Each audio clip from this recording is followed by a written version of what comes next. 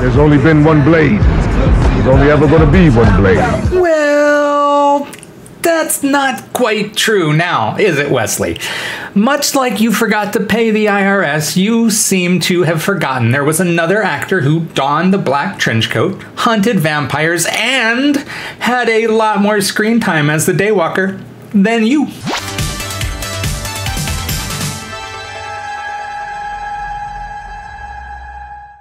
After decades of trouble with the government, with his co-stars, and with the directors of his movies, Wesley Snipes has made a triumphant return to the world of comic book movies in Deadpool and Wolverine. In it, Snipes leapt back into his most popular role, that of Blade, the vampire hunter.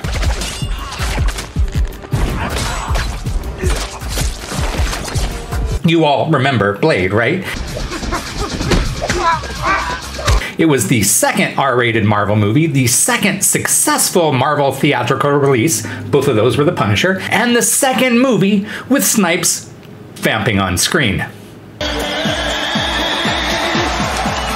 Wait a minute, wasn't Wong Fu that dude with Doctor Strange?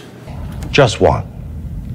The Sorcerer Supreme, master of the mystic arts. We all know about Blade. It was a trilogy of films, 2 successful ones, and then a third that had Ryan Reynolds, Parker Posey, and the end of Wesley Snipes' movie career. Well, at least for a decade or so. Motherfucker, I'll kill you. I'll just enjoy it better.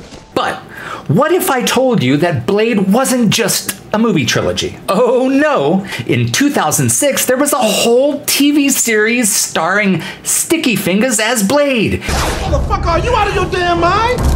Sticky Fingaz from the rap group Onyx put on the leather coat and shades to become everyone's favorite daywalking vampire hunter. B-boys, make some noise and just yell! I know what you're thinking. Wait, there was a Blade TV show? That's right. In fact, it was a direct spin-off of the movies airing on Spike TV during the summer of 2006. Some things are better left undead. Spike TV's first original drama, Blade, the series, coming this June. Only on Spike TV. Spike was trying to get into the original drama game, and what better way to do that than by slapping on some fangs and bringing Blade to the small screen. But for some reason, nobody remembers it. Not even Wesley Snipes.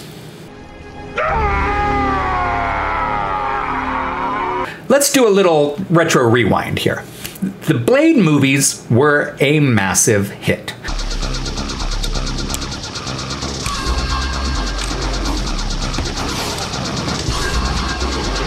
Wesley Snipes made vampire hunting look cool way before Marvel dominated the big screen with Iron Man, Captain America, and the Avengers. So naturally, when the third movie, Blade Trinity, ended, they figured, hey, let's make this a TV show. What could possibly go wrong? But since Snipes was in a bit of legal trouble at the time, producers brought in rapper Kirk Sticky Fingaz Jones to fill the role.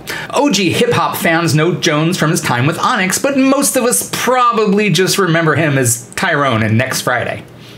Just tell him he could call on Tyrone. Aside from having an unfortunate stage name, Sticky Fingaz wasn't that bad. He brought a different kind of energy to the role, but still had that gritty, street-smart vibe that fit with Blade. Said I beat out Michael J. White for that part too. So, why didn't Blade the series take off? A few reasons.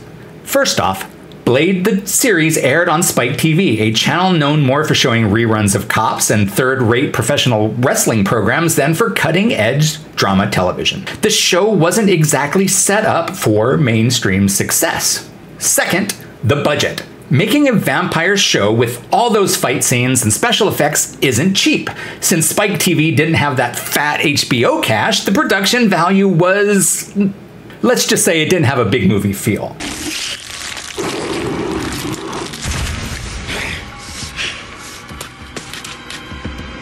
And for a character like Blade, who came from blockbuster films, that's a big problem. It just wasn't enough for fans. And third, The timing just wasn't right. In 2006, superhero TV shows weren't the big deal that they are now. Smallville was doing its thing, but we were still a few years away from the Marvel Cinematic Universe and the superhero boom.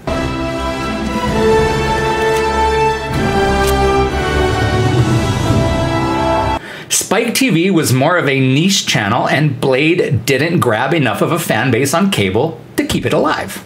Sadly, after just 12 episodes, it was game over for Blade. But hey, it's not all bad. The show did have its moments. There was some cool vampire lore, a little bit of Blade backstory, and plenty of action for fans to sink their teeth into. Pun intended.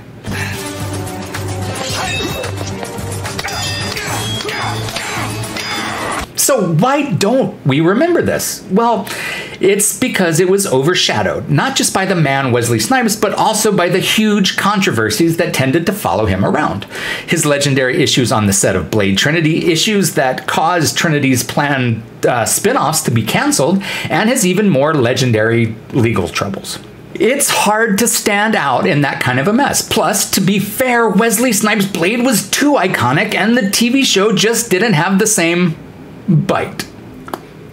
So, there you have it. Blade the TV series, a forgotten chapter in the Blade saga. Was it groundbreaking? No. Was it fun?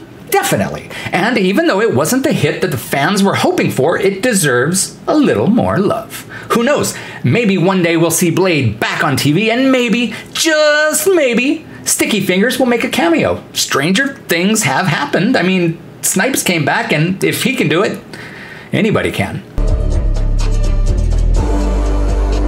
All right, retro fans, what do you think? Did you watch Blade the series back in the day, or is this the first time you're even hearing about it? Let me know in the comments down below. And remember, follow Retro Rewind TV for all things retro.